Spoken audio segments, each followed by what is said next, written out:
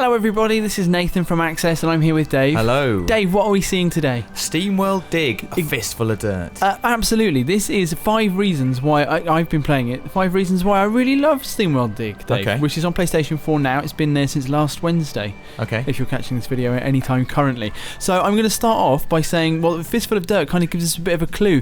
I love the music is the first thing I'm going to pick out, and the reason it's going to run throughout the whole video. Yeah. But it's got a really Ennio Morricone feel. It's like a little parody of the music that he did for Sergio Leone's spaghetti westerns. Okay. Which I think everyone can remember, like the weird kind of choral, the rhythm section made with voices and the kind of the whistling and the just the thing that people are not going to even realise that they know about. Exactly, but when they turn this game on and they look at the menu, the options menu, they're going to go, this is a heck of an options menu. Yeah. And this is why, because of that thing they told me about. And number 2, very much related to that, the story and the style of this game. This is a game in which you dig. I mean, that's pretty obvious, SteamWorld Dig, but it's set in a Western world. You can see there you're a robot with a hat, so obviously it's got a steampunk vibe. I mean, that's obviously in the title as well. But basically, you dig and collect things. You go under the ground, and the land on top, like the kind of, there's like a Western town. It's like a really typical, it's got a saloon, there's like somewhere you can buy stuff and like a cast of robot Western characters. And but the thing I like about it, as you dig and you get further and further down and you begin to uncover perhaps a little bit about the story. I don't want to give too much away, but about why there are robots living in a sandy world on top of the ground. Okay. And this part of the game here, I'm quite far down in the game at this point, but you begin to see kind of things that you might recognise from our world. Oh, yeah. And you're exploring areas, and everyone keeps on saying, I won't go down into those parts of the mines. And you go, but everything's really, all the jewels are worth more money down here. It's like here, Nath, actually, I saw you playing this bit earlier and I said, it's like catchphrase. Like you're digging away you're digging away the squares. Yeah. And like something's being revealed behind there. I know. What do you think it is, Dave? I don't know. It looks a bit like a tank, maybe. Right! Oh, there we go. So, and this, I've just put a little tiny sneak in there, Dave. Ooh. What could that have been? I don't know. And it blew itself up. Yeah. The idiot. So that's number 2. Number 3, I've mentioned it before, the depth of the game. This is, you basically... Do you mean...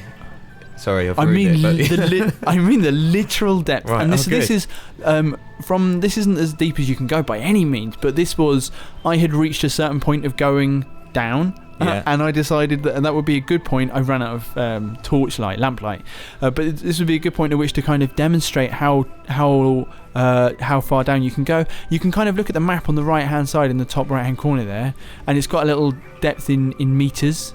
You want to read it for us, it's Dave? 172 at the moment. That's right, and we've already gone about 30 metres up. It's quite dark because I've run out of, as I say, I've run out of lamp. And you can see that you can put markers down on your way down to help you explore the mines, where you can put teleporters down and they bring you straight back up to the surface. The little doorways that you see there are access to kind of mines that branch off this central shaft. Right. And so you basically, what I love is that you are guided by, you have an axe and you can get stronger, and then you can see I've got a drill here.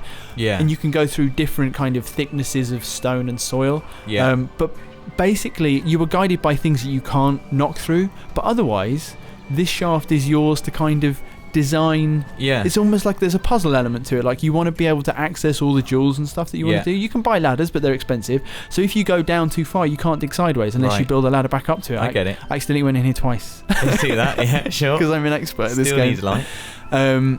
And so this is all, I feel weirdly like this is all my creation. I have made this mine. It's mine. It's mine. I like that. Like, because obviously I guess, everyone would be playing on the same sort of basic central mine, but theirs could look completely different because it's all about how they decide to. And if you were a better and more logical person than me, you might have, my design, it looks like ants running around a crazy person's mind. Yeah.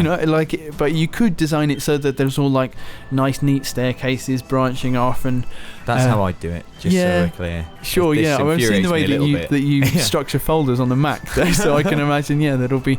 And I apologise, as I say, I apologise for it being a little bit dark. And look how we're getting to the top. And it's also worth mentioning that the way that you navigate, your kind of robot dude with the hat, he the jumping is the platforming element of the game, is really used to it, and it's really kind of responsive. It's an excellent part of the game. Yeah. And that leads me to number 4, which is the puzzles, Dave, right. which require an element of acrobatics. Okay. I almost said that in French for some reason. I assume it would be acrobatics. So you can see this is an early one. This is a branching area of the main mine, and you kind of each one represents kind of a little area that you kind of have to puzzle your way through. Not tough at the beginning; they get harder as you go through. You can see the metal armadillo enemies up there. They're quite hard to beat in a confined space, so my solution to this was to knock a hole in the ground and trap him in it. Nice. And hope that he would just kind of rust away and die in there. But at the very least, it stopped him being an immediate problem. And then this is the same area, but just skipped a bit further on. Just ways. It reminds me of Repton, which I played before I was born. That's how young I was. But which was a game that I played on the BBC Micro. And that was a digging game. You were a reptilian, but it was because you could... the way that you don't normally think about moving in games, but you moving through the earth brings up its own ways of manipulating objects. So the way that you have to think about approaching heavy objects that will fall and what they will stop falling on and things like that. And here obviously it's used to access switches and gain access to other areas. We can see how that rock as well was like the first one was a sort of simpler version that led you on to the second one, and it was like you'd start to get the idea about how heavy rocks fall and stuff. And how the puzzling. Because those were quite early puzzles, weren't they? And the very final thing, there is a sense of kind of progression, obviously, and kind of what you get. We're talking about kind of the scaling up of sophistication in the puzzles, and that is aided by sophistication in your powers. So you get things like the steam jump, so you drain water and it gives you this kind of pneumatic leap. And then another early one is you get a drill, Dave, nice. which you use for digging through heavy stone, and also enemies, if you want to, as I have done here.